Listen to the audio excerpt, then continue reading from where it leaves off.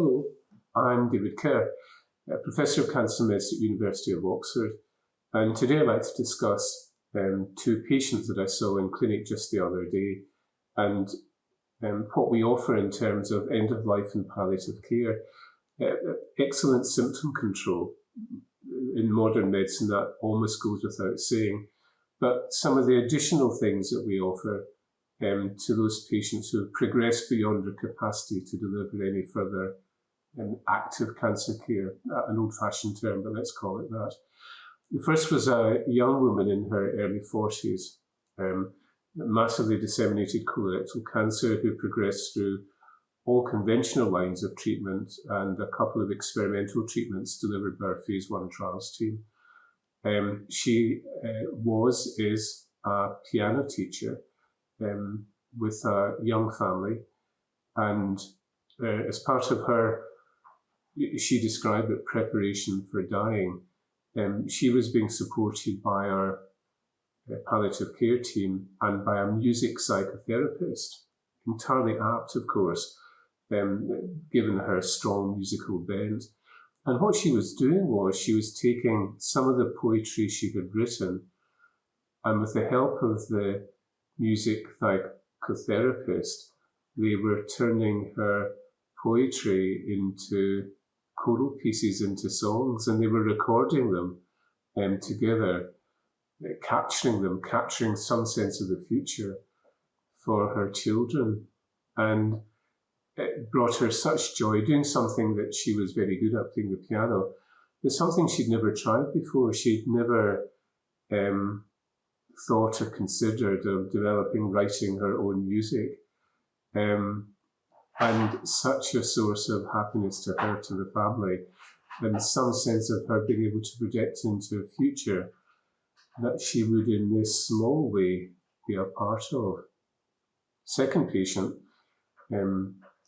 similar, advanced disseminated colorectal cancer, the same clinical story, in his early 80s, twice the age of my young female patient.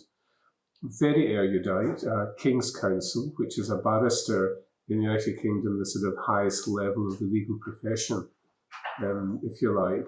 So very, somebody who had always had a very dry and intellectual approach to life. Months of life left only, good symptomatic care. And the palliative care team had introduced him to painting at this very late stage in his life. And he brought one of his works in for me as a small gift. It was fantastic. It was utterly unexpected.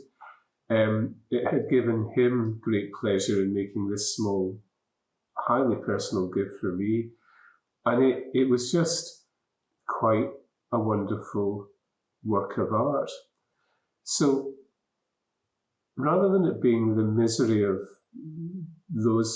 that pair being condemned to death, Auden called All of Life a Gallop to the Grave, accepting that the symptom control was good, giving them the freedom to explore other things, that they were getting genuine pleasure out of these quite, to me, right-angled experiences, something that I wouldn't have thought or considered, but shows how there can be glimpses and moments of joy, even in that final pathway, that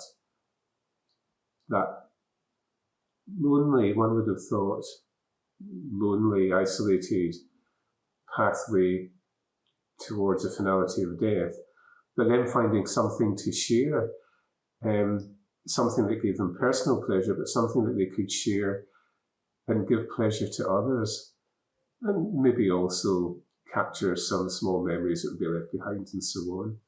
So an interesting morning in the clinic, much as always to think about, and I think a fantastic vote of support for our palliative services, who go beyond that which is physiological, pharmacological control of pain and so on, and to explore in some ways the spiritual.